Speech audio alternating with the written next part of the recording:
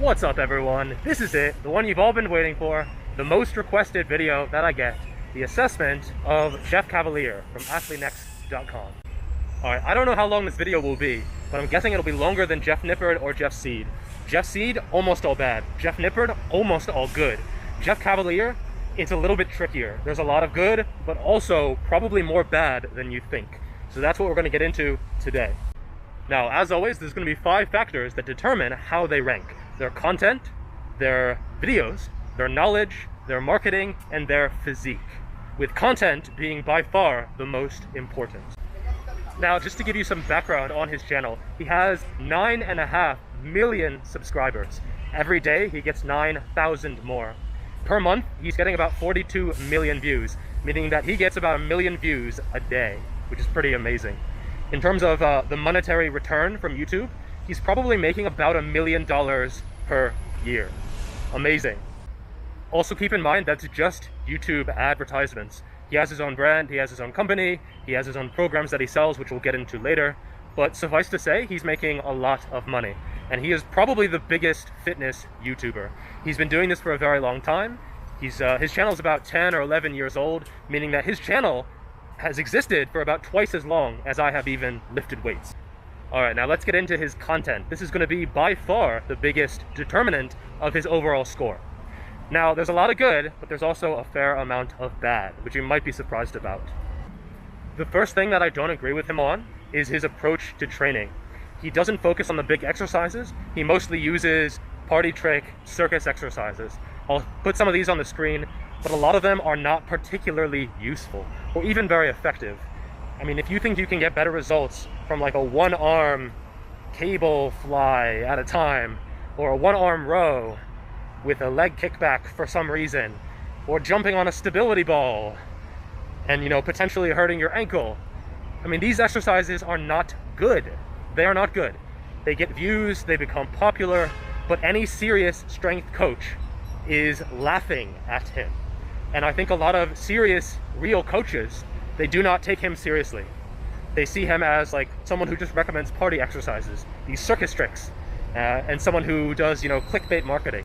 Another huge problem with his content is that he doesn't discuss the basics of programming. Now, I don't mean like computer programming, I mean how to set up your overall training. So volume, frequency, intensity, RPE, the training split. From what I can tell, he almost never discusses these. Maybe because they're a little bit less exciting, they're a little bit boring, but they are absolutely essential for getting any kind of decent results. Basically, his MO is show people this cool, interesting, funny exercise that is innovative and creative, which is good, but he's really doing his fans a disservice because he never explains how to actually set up a training program. Now, maybe this is because he wants them to buy his programs, but I think that is a little bit dishonest. He really should be teaching people how to train themselves, which is what I tried to do. I think that's a more honest and a better way to go about it as a coach, as a personal trainer. A barbell squat. And you're probably telling yourself, wait a second, this does not look at all like any weight loss workout I've used in the past. We go for a 70% to 80% load of your 1 rep max. 10 repetitions for 10 sets. After every single set, you're gonna rest 1. Another recommendation that I saw from him was doing 10 sets of 10 with 1 minute rest, which is also known as German volume training, with 70 to 80% of your 1 rep max. That is not possible. 60, maybe 65%, but the fact that he could even write 80% for 10 sets of 10 with 1 minute rest, to me, that shows a fundamental lack of understanding. And the fact that he has 9.5 million followers and he doesn't know that this workout is impossible for anyone is really pretty shocking. And the more I delved into his channel, the more instances I found that betrayed this lack of knowledge and this lack of quality and realistic content. So this constant emphasis on low reward, low quality training, and forsaking the big exercises, or even condemning the big exercises that are by far the most effective, to me, I think this is a little bit of a shame. He has a huge platform to really influence positively the way people train. And yet, he has not done that. He has continued and doubled down on these party trick circus exercises, which I think is no bueno. Another thing that I don't really agree with is his emphasis on mobility, stability, flexibility, over strength. Now, these are all important things, and I think having a decent amount of mobility, stability, flexibility, etc. is important. However, to say that it is more important than strength is a little bit silly, in my opinion. Lots of very, very, very strong and healthy people have pretty mediocre flexibility. And I don't think that's really an indicator of, potentially being injured. I think maybe the opposite is true. Stretching really hasn't shown to be all that beneficial. The data and the research is very, very clear. So for him to, show stretching as this panacea that can help everyone, I think is a little bit shameful. He says his channel is putting the science back in strength, but I never, ever see him research real science. Really, if you go look at his videos, there is not a single paper cited, ever. So for me, it's a no dog, but all of that is actually pretty minor in comparison to his opinion on breathing and bracing. Now, breathing and bracing is essential for a squat and for a deadlift. This is when you breathe in and then you practice what is called the Valsalva maneuver. So this is when you breathe in and then you tighten up your abs. You're not crunching down.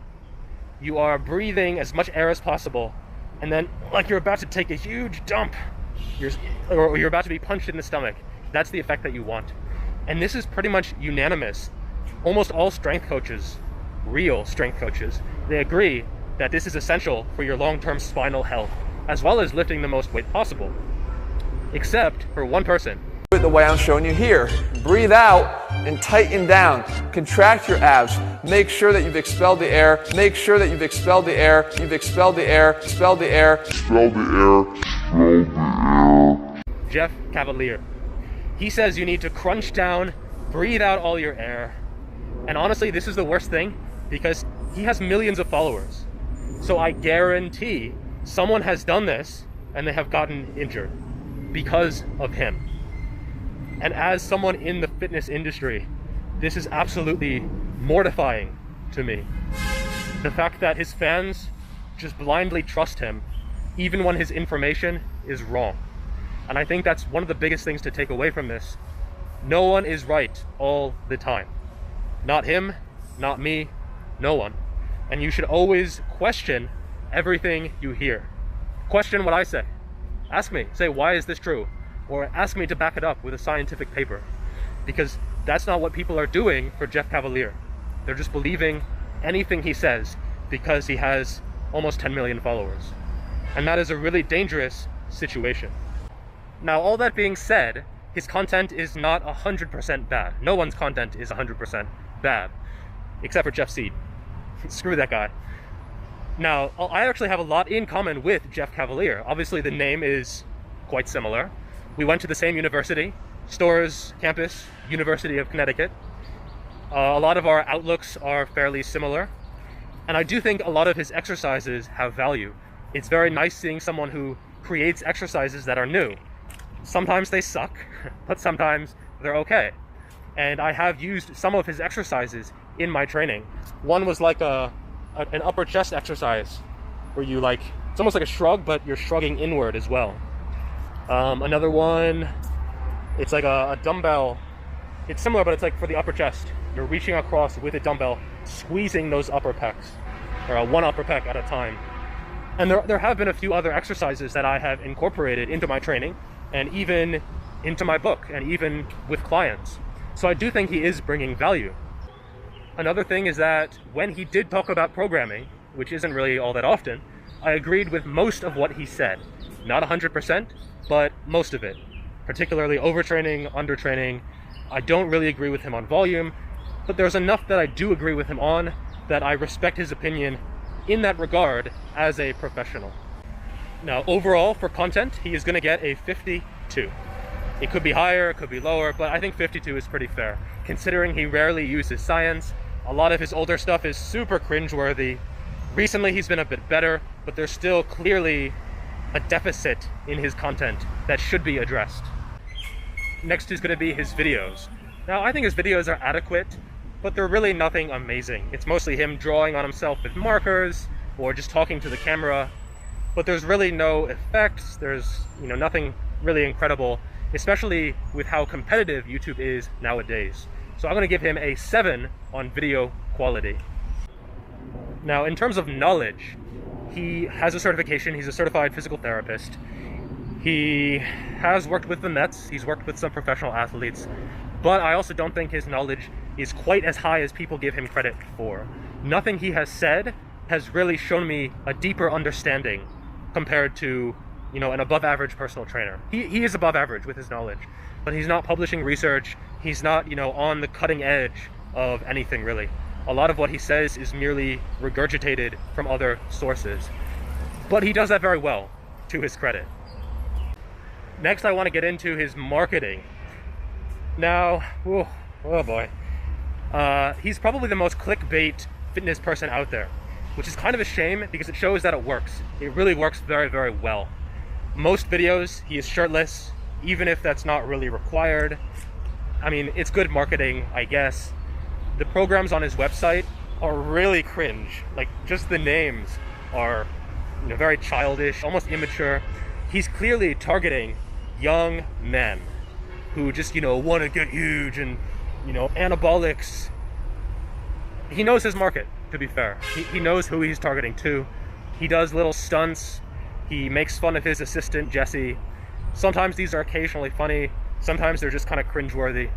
But either way, he wins. If something is cringe, if something is funny, it's marketing. He wins. He gets more views. He gets more money. Now, on his website, there's some kind of ridiculous stuff, like an arms program for $80. A generic arms program for $80 freaking. That's more than I charge for an entire, full, customized plan that I write out by hand. Or type on the computer, whatever. Okay? So to me, that's like a huge cash grab. $80 for an arm program. When I saw that, I was like, I need to charge more. Another factor is there's definitely some false promises on his website. So one example is he has a program for women, and he says, oh, you need to eat more frequently, otherwise your metabolism will slow down. That's not true. He also says you can eat anything you want, and it has a picture of like chocolate and popcorn and all kinds of food that, you know, are very calorie dense and will make losing weight more difficult. So to me, that's almost like the, it's almost like the bait and swap. Yeah, you can eat anything. Will the results be good? Probably not. He actually has videos called 7-minute abs. Yeah, well, this is gonna blow that right out of the water. Listen to this.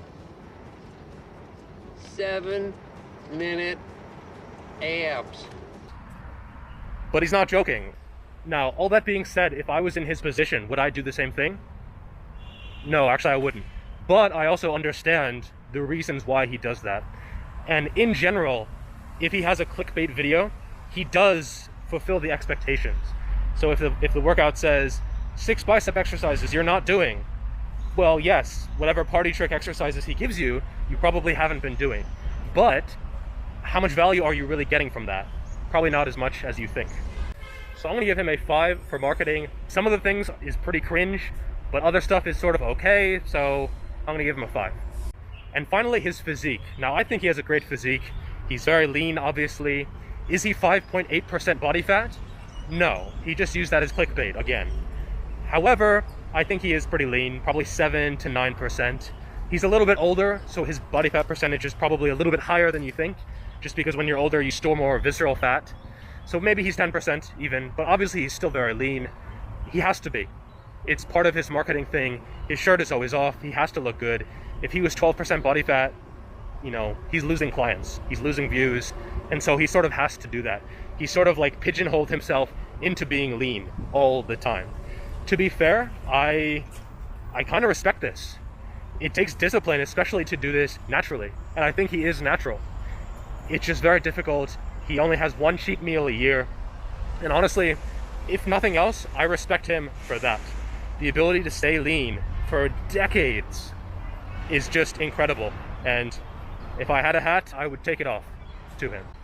He also does train hard, even if they're not the most effective exercises. He clearly does know how to push to failure. He does train hard. He is very consistent, and the results show for themselves. So I'm going to give him a 9 for physique. Actually 9.5, considering he's like 40 years old or something. So 9.5 for Physique. Finally, I just want to say that I do respect him as a professional, from one professional to another. It does sound like this video is mostly bad, but on the contrary, he is the original gangsta of YouTube fitness, and I think he does deserve the majority of his millions of followers. So don't spam my account because some of it was bad. Instead, think about how he's not perfect. No one is 100% perfect, and you should question everything he says, as well as everything I say. Think, and you'll be better. So all of that adds up to an 81.5 for Mr. Jeff Cavaliere of Athlean-X. Again, if this is disappointing to you, make sure you review what I actually said and the points that I actually made. Just because someone has a few million subscribers does not automatically make them a god.